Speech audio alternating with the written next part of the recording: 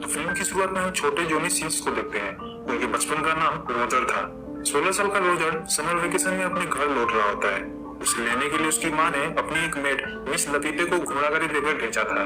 घोड़ागाड़ी में अच्छी सस्पेंशन ना होने की वजह से मिस लपीते के खरबूजे उछल रहे थे, जिसे देखकर रोजर के अंदर छिपा छोटा चेतन बाहर निकलने के लिए बेताब हो जा रहा था। मिस लपीते भी रोजर के इरादे समझ चुकी थी और उसने रोजर से कुछ नहीं कहा। ऐसे ही हिलते हिलते रोजर फाइनली अपने घर पहुंचता है, जहां उसकी फैमिली के सभी मेंबर्स उसका स्वैग से स्वागत करते हैं। तभी रोजर की माँ की नजर उसके पेन पर पड़ती है और वो पूछती है कि तुम्हारे पेन पर ये रबड़ी कैसी। दरअसल मिस लपीते के खरबूजे को उतारने की वजह से रोजर के छोटे चेतन ने अपना जवाब दे दिया था। तभी वहाँ मौजूद रोजर की मासी उसे डिफेंड करते हुए कहती है, अरे जाने भी दो, इस उम्र में तो ये सब होता ही रहता है। और वो खुद अपने हाथों से रोजर के पेन पर लगी रबड़ी साफ करने लगती है। आगे हम देखते हैं कि रोजर की एक छोटी बहन भी है, जिसका नाम है बर्था। बर्था रोजर को जंगल की सैर कराने ले जाती है, जहाँ रोजर की मुलाकात मिस लपीते से होती है। मिस लपीते को अचानक जोर की लग जाती है और वो वहीं खड़े खड़े ही रोजर के सामने पौधों को पानी देने लग जाती है।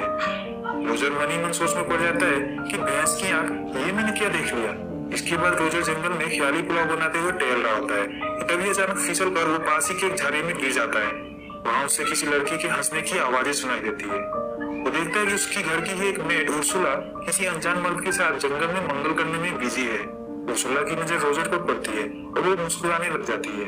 रोजर घबरा जाता है और वो तुरंत अपना पिछवाड़ा उठाकर वहां से भाग जाता है। रात को रोजर अपनी फैमिली मेंबर्स के साथ डिनर कर रहा होता है। उसकी माँ डिसिप्लिन के मामले में काफी सख्त होती है और बात बात पर रोजर को टोकती रहती है। डिनर के बाद रोजर अपने कमरे में सोने चला जाता है। रोजर को अपने कमरे के बाहर से कुछ खड़खड़ाने की आवाजें सुनाई देती है। बाहर झाँक कर देखने पर उसकी फटके हाथ में आ जाती है। वो देखता है कि उसके घर की एक नौकरानी हेलेन किसी के दरवाजे के सामने झुकी हुई है और कोई हवस का पुजारी खड़े खड़े ही पीछे से उसका तबला बजा रहा था। फटाफट एक कुकी करने के बाद हेलेन अपना कपड़ा ठीक करते हुए वहां से चली जाती है और यहाँ अपना रोजर का छोटा चेतन तनकर उस मेड की बहादुरी को सलामी देने लगता है। रोजर अब सोने जाता है, तभी उसे बार्था दिखाई देती है जो कि उसके बिस्तर में ही छुपी हुई थी। बार्था उसे अपनी मौसी के बारे में बताने लगती है। वो कहती है कि हमारी मासी मार्गरेट अभी तक एक वर्जिन है। रोजर पूछता है कि तुम्हें कैसे पता चला। बार्था कहती है, मुझे हेलेन ने बताया था, वो हमारी घर की एक मेड है। रोजर कहता है, हमारी मासी ने अभी तक शादी क्यों नहीं की। बार्था कहती है, पता नहीं, मैंने सुना है कि उन्हें मर्दों से बहुत डर लगता है। अगली सुबह बार्था रोजर को एक नदी के किनारे लेकर जाती है, जहाँ उसके घर के सारे नौकर नहाते हुए अपनी सीक्रेट शेयर किया करते थे। बार्था और रोजर एक दूसरे के साथ बातें कर रहे होते हैं कि तभी उर्सुला और बाकी नौकरानियां वहाँ नदी के किनारे आ जाती है। दोनों भाई बहन एक पेड़ के पीछे छिप जाते हैं।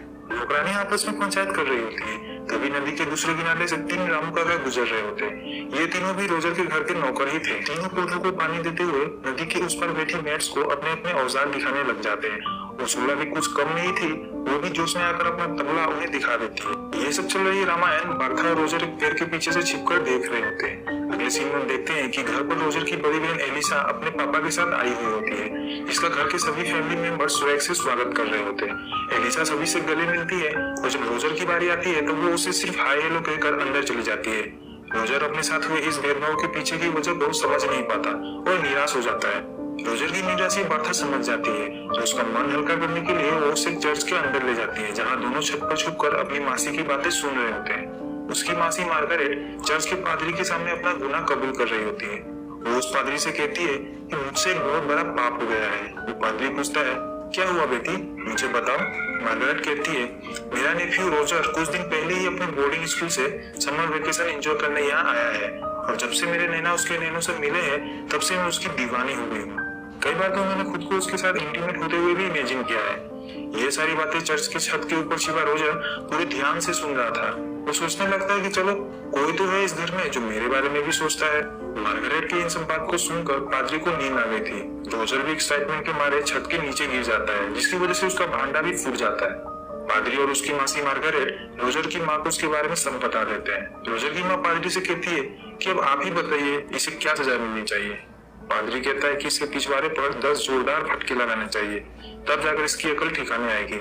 रोजर की माँ को भी यह आइडिया पसंद आता है। वो रामू काका को बाहर से झाड़ की मुट्ठी लाने के लिए कहती है। फिर वो झाड़ की मुट्ठी मार्गरेट को पकड़ाते हुए कहती है कि ये काम तुम ही करो। तभी वहाँ एलिसा का फियांसे रोलैंड आ जाता है और वो रोजर को देखकर अंदर ही अंदर हंसने लगता है। मार्गारेट पहले तो मना करती है, बट रोजर की माँ के फोर्स करने पर पूरी शिद्दत के साथ वो रोजर के पिछवाड़े पर 10 जोरदार फटके लगाती है, जिसकी वजह से रोजर का पिछवाड़ा अब एक लाल टमाटर का रूप ले चुका था। यह कार्यक्रम घर की मेड उर्सुला और उसकी बहन बर्था बाहर से छिपकर देख रही होती है। रात को रोजर उल्टा होकर सो रहा होता है, क्योंकि फटके पड़ने की वजह से उसके पिछवाड़े इस हालत में नहीं थे कि उसका वजन सह पाए। तभी उसे फिर से अपने कमरे के बाहर से बर्तन की खनखनाहट सुनाई देती है और वो लपक कर बाहर झांकने लगता है। वो देखता है कि इस बार भी हेलन के पिछवाड़े में कोई अपना बेलन डाले हुए था, बट अफसोस के साथ हम ऑडियंस को ये पता नहीं चल पाता कि आखिरकार वो मिस्टर इंडिया था कौन। इस बार रोजर के साथ साथ मिस्टर फ्रैंक भी इस नजारे का पूरा लुत्फ उठा रहे थे। मिस्टर फ्रैंक मन ही मन सोचते हैं कि वाह क्या सीन है। तभी वहां उर्सुला आ जाती है और रोजर से कहती है कि मैंने तुम्हें आज पिटते हुए देखा है और मुझे पता है कि तुम्हें बहुत दर्द हो रहा है, अगर तुम चाहो तो मैं तुम्हारे पिछवाड़े में आयोडेक्स लगा देती हूँ। रोजर कहता है कि नहीं, इसकी कोई जरूरत नहीं है, बट क्या तुम मुझे एक बात बता सकती हो? उर्सुला कहती है हाँ पूछो। रोजर कहता है हर रात जब मैं सोने जाता हूँ तो मुझे हेलेन किसी के साथ अपना तबला बजवाते हुए दिखाई देती है, क्या तुम्हें पता है कि वो मिस्टर इंडिया कौन है? उर्सुला कहती है ये हम मेट्स की हर रात की कहानी है, यह एक टॉप सीक्रेट है, और वहां से चली जाती है। रोजर सोच में पड़ जाता है कि साला सभी यहाँ अपनी गाड़ी तेजी से दोहरा रहे हैं, पता नहीं मेरी बारी कब आएगी। तभी उसे याद आता है कि हेलन की टैलेंट मिस्टर फ्रैंक भी तो देख रहे थे, उन्हें इस बारे में जरूर पता होगा। वो मिस्टर फ्रैंक से मिलने उनके कमरे में जाता है, जहाँ मिस्टर फ्रैंक अपने पैंट में हाथ डाले हुए दूरबीन की मदद से चांद सितारों का मुआयना कर रहे थे। रोजर को अपने कमरे में देखकर मिस्टर फ्रैंक चौंक जाते हैं और वहां से चले जाते हैं। उनके जाने के बाद रोजर भी दूरबीन से चांद सितारे की खोज करने लगता है। तभी उसे जमीन पर दो आत्माओं का मिलन दिखाई देता है। तब उसे पता चलता है कि साला थड़की मिस्टर फ्रैंक किस चांद सितारे को देख रहे थे और उनके हाथ उनके पैंट में क्यों थे। रोजर इसी सोच में डूबा रहता है कि तभी उसे टेबल पर पड़ी एक किताब मिलती है। उस किताब में मियां खलीफा के फोन नंबर के साथ साथ दिलचस्प कहानियां भी लिखी हुई थी। रोजर जल्दी से उस किताब को अपनी चड्डी में छुपा कर वहां से निकल लेता है। जब वो अपने कमरे की तरफ जा रहा होता है तभी उसे अपने पेरेंट्स के कमरे से मोटर की आवाजें सुनाई देती है। वो दरवाजे से झांकने की कोशिश करता है, तभी एलिसा का फियांसे रोलाल्ड उसे झांकते हुए पकड़ लेता है। रोजर उसे कहता है कि तुम प्लीज मेरे पेरेंट्स को इस बारे में कुछ मत बताना, तुम जैसा कहोगे मैं वैसा ही करूंगा। रोलाल्ड भी इस मौके को ना गवाते हुए रोजर से अपनी गाड़ी साफ करवाने लग जाता है। अगले सीन में हम देखते हैं कि रोजर एक घोड़े की अस्तबल में छुप कर वो अश्लील किताबें पढ़ते हुए अपनी हाथ गाड़ी चला रहा होता है। तभी वहाँ एक रामू काका आ जाते हैं और रोजर उन्हें देखकर एक कोने में छिप जाता है। कुछ देर बाद हेलेन भी वहाँ मुर्गियों को दाना डालने आ जाती है। रामू काका बातों ही बातों में हेलेन को उस खिड़की में फंसा देता है और पीछे से जाकर हेलेन का बैंड बजाने लग जाता है। हेलेन की नजर रोजर को पड़ती है और वो उसे हेल्प मांगने लगती है, लेकिन जब रोजर उसकी हेल्प करने के लिए आगे बढ़ता है तब हेलेन उससे रोकते हुए कहती है नहीं अभी नहीं, थोड़ी देर रुक जाओ। दरअसल हेलेन को भी रामू काका से बेलन लेने में मजा आ रहा था। रोजर को शक हो जाता है। जब तक उससे पता चलता कि बाहर क्या खिचड़ी पक रही है तब तक रामू काका अपना काम कर चुके थे। अगले सीन में रोजर अपनी बड़ी बहन एलिसा और उसके फियांसे रोलैंड के साथ बातें कर रहा होता है। तभी रोलैंड रोजर से कहता है देखो मेरे जूते कितने गंदे हुए हैं, इन्हें अच्छी तरह से साफ कर दो, पर रोजर ऐसा करने से मना कर देता है। रोलैंड को गुस्सा आ जाता है और वो उसकी माँ को रोजर के बारे में सब बता देता है। वो कहता है कि पिछली रात ये आपके कमरे के बाहर आपकी वीडियो के मजे ले रहा था। रोजर की माँ ये सब सुनकर काफी गुस्सा हो जाती है। वो रोलैंड से कहती है मैंने अपनी सारी बेटियों को अच्छे संस्कार दिए हैं और पता नहीं इस लड़के को ये सब ज्ञान कौन दे रहा है। तुरंत रोजर को घर से बाहर जाने के लिए कहती है। रोजर मौका देखकर अश्लील कहानी वाला किताब अपनी बहन एलिसा की किताब से एक्सचेंज कर लेता है। रोजर बाहर से छिपकर एलिसा को वो किताब पढ़ते हुए देखता है। एलिसा भी उस किताब में मौजूद कहानी को पढ़कर अंदर ही अंदर फूलने लग जाती है। इधर रोजर का छोटा चेतन पैंट से बाहर निकलने के लिए आंदोलन पर उतर आया था। उसे शांत कराने के लिए रोजर सीधे उर्सुला के पास जाता है जो कि किचन में अपना काम कर रही होती है। रोजर लपक के उर्सुला को पीछे से पकड़ लेता है, पर उर्सुला को लगा कि किसी रामू काका ने उसे पकड़ा है। वो भी अपने आप को डिफेंड करते हुए रोजर के माथे पर एक प्लेट तोड़ देती है। उर्सुला देखती है कि अरे ये तो अपना रोजर है। वो भी रोजर को अपने साथ घपक करने के लिए उसे ग्रीन सिग्नल दे देती है, लेकिन तभी एक मोटी सी मेड वहां आ जाती है और रोजर अपना पिछवाड़ा लेकर वहां से भाग जाता है। अब रोजर का छोटा चेतन काबू से बाहर हो रहा था। काफी सोच विचार करने पर उसे मिस लपीते की याद आती है। वो सोचती है कि और कोई नहीं, मिस लपीते तो मुझे अपने खरबूजे जरूर खिलाएगी। वो दौड़कर मिस लपीते के पास जाता है और जाते ही उसे पीछे से पकड़कर धनाधन अपनी घुड़ागाड़ी चलाने लग जाता है। मिस लपीते ऊपर ऊपर से इस बात का विरोध करती है, बट अंदर ही अंदर कहती है कि हाँ लगे रहो। तभी एक डाकिया वहां चिल्लाते हुए आ जाता है और कहता है कि जंग छिड़ गई, जंग छिड़ गई, जर्मनी ने जंग का ऐलान कर दिया है। ये सुनकर सभी वहां इकट्ठा हो जाते हैं और एक बार फिर से रोजर के छोटे चेतन की प्यास अधूरी ही रह जाती है, क्योंकि अगले दिन उस गांव के सभी मर्दों को जंग में जाना था।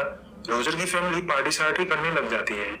मिस्टर फ्रैंक कहता है कि मैं युद्ध लड़ने नहीं जाऊंगा, मुझे अस्थमा है। रोजर को जब ये बात पता चली कि उसके घर के सभी मर्द जंग में जाने वाले हैं और घर की सारी औरतें अकेली रहेंगी, तो वो अंदर ही अंदर भगवान को शुक्रिया करने लग जाता है और रोजर सभी के जाने का इंतजार करने लगता है। और तब के टाइम में फ्रांस में एक रिवाज हुआ करता था, जब भी कोई जंग होती तो उसमें जाने से पहले सारे मर्द अपनी बीवियों के साथ जंगल में जाकर मंगल किया करते थे। आज की रात भी वही रात थी। सभी जंगल में मंगल कर रहे थे और अपना रोजर सभी को एंजॉय करते हुए देख रहा होता है। अगली सुबह सारे मर्द युद्ध के लिए रवाना हो जाते हैं और रोजर उन्हें जाते हुए देखकर यह सोचने लगता है कि जाओ जाओ, अब तुम्हारी बीवी की सवारी तो मैं ही करने वाला हूँ। सबसे पहले रोजर उर्सुला को अपने जाल में फंसाता है। उर्सुला को तो पहले से ही रोजर से लगाव था, वो भी खुद को रोजर के हवाले कर देती है। रोजर बिना टाइम गवाए पूरी शिद्दत से उर्सुला की अनबॉक्सिंग में लग जाता है और उर्सुला ने पहने हुए होते हैं काफी कॉम्प्लिकेटेड कपड़े, वो उसे अनबॉक्स ही नहीं कर पाता। बाद में उर्सुला रोजर एक साथ पूरी रात तक पलंग तोड़ने लग जाते हैं।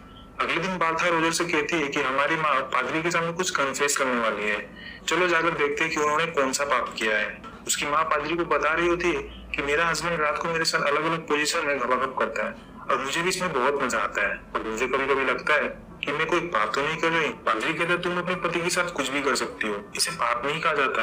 अगले सीन में हम नदी के किनारे बैठी रोजर की मेट केट को देखते हैं। तभी अचानक रोजर भी नदी में से निकलता है और केट को अपनी बातों में फंसा कर वही नदी के किनारे ही उसके साथ घपाघप करने लग जाता है। रोजर के पापा कुछ दिनों के लिए जंग से वापस घर पर आए हुए थे। दरअसल वो एक कर्नल थे और कभी भी अपने घर पर आ जा सकते थे। रात में रोजर की नजर अपनी मासी मार्गरेट और केट पर पड़ती है, जो कि उसके पेरेंट्स के कमरे के बाहर छिपकर उनका गुटरगू देख रहे थे। रोजर को अब किसी बात का डर नहीं था, क्योंकि घर के सारे मर्द तो युद्ध लड़ने गए हुए थे। वो बेधड़क अपने पेरेंट्स के कमरे में घुस जाता है, जहाँ उसके पेरेंट्स एक रोल प्ले कर रहे थे। इसके बाद मार्गरेट अपने कमरे में सोने के लिए जाती है, तभी उसे अपने बिस्तर पर रोजर लेटा हुआ दिखाई देता है। रोजर मार्गरेट से कहता है कि मुझे पता है कि आप अभी तक एक वर्जिन हो, मैं आपकी मदद करने के लिए यहाँ आया हूँ। पहले तो मार्गरेट मना करती है, बट थोड़ी देर की चुम्मा चाटी के बाद वो खुद को रोक नहीं पाती। रोजर ने अपनी मासी का भी शिकार कर लिया था।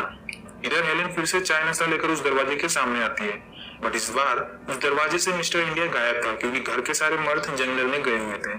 कोई और चारा ना होने की वजह से हेलेन सीधे रोजर के कमरे में चली जाती है। रोजर उसे पूछता है कि तुम हमेशा इसी टाइम पर यहाँ क्यों आती हो। हेलेन कहती है मैं तो जस्ट चाय नाश्ता देने के लिए आती हूँ, और वो वहां से जाने लगती है। तभी रोजर उसे पीछे से पकड़ लेता है और हेलेन को अपने विलन के दर्शन करवाने लग जाता है।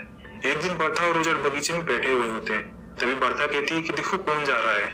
रोजर देखता है कि यह तो उसकी बड़ी बहन एलिसा थी, जो बर्था की सारी समझ चुका था। वो तुरंत एलिसा के पास पहुंचता है, जो कि घोड़ों को घास डाल रही थी। रोजर एलिसा को भी अपने जाल में फंसा लेता है। पहले तो एलिसा जमकर इसका विरोध करती है, बट अश्लील कहानियां पढ़ने की वजह से वो भी खुद को रोक नहीं पाती और दोनों घोड़े के सामने ही गपागप करने लग जाते हैं। अब रोजर की निकल पड़ी थी। घर की लगभग सभी औरतें लाइन लगाकर रोजर के कमरे में जाती और खुद को संतुष्ट करके बाहर निकलती। कभी कभी तो रोजर एक साथ 3-3 मिनट को भी शांत करवा देता था। एक दिन खुले में एंजॉय करने के बाद एलिसा रोजर से कहती है मैं प्रेग्नेंट हो गई हूँ। ये सुनकर रोजर का माथा ठनक जाता है। तभी वो दोनों देखते हैं कि रोलैंड प्लेन में बैठा वापस घर लौट रहा होता है। दरअसल युद्ध खत्म हो चुकी थी और सारे मर्द वापस आ चुके थे। रोजर अब ये सोच में पड़ जाता है कि इसे कैसे छुटकारा पाया जाए। तभी उर्सुला उसके पास आकर कहती है कि मैं भी प्रेग्नेंट हो गई हूँ।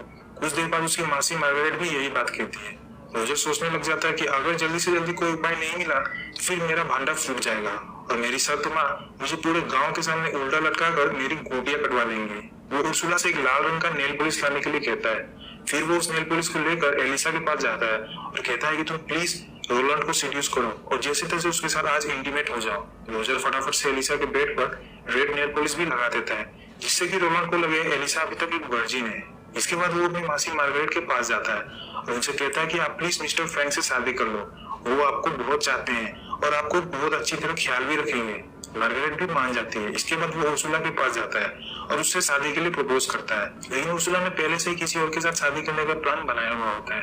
तीनों लेडीज की एक ही साथ शादी हो जाती है और किसी को कानो कान भी ये खबर नहीं लगती कि मर्दों की गैर मौजूदगी में रोजर ने क्या गुल खिलाया था। सुहागरात की रात एक आखिरी बार रोजर हेलेन के साथ पूरी शिद्दत के साथ गपागप करता है। कुछ दिन बाद रोजर की समर वेकेशन खत्म हो जाती है और वो अपने बोर्डिंग स्कूल वापस जाने के लिए रेडी हो रहा होता है। तभी हेलेन वहां आती है और रोजर से कहती है कि मैं भी प्रेग्नेंट हो गई हूँ। रोजर कहता है तुम टेंशन मत लो, तुम्हारे लिए भी एक हस्बैंड का इंतजाम मैं कर दूंगा। हेलेन कहती है इसकी कोई जरूरत नहीं है, मुझे तो इस घर के कई मेंबर्स ने अपने कमरे में खींचकर अपना बैलन दिया है, मुझे जो भी पसंद आएगा मैं उसके ऊपर ही इल्जाम लगा दूंगी। अगली सुबह रोजर अपने बोर्डिंग स्कूल जाने के लिए रवाना हो जाता है और ये मूवी यहीं पर खत्म हो जाती है।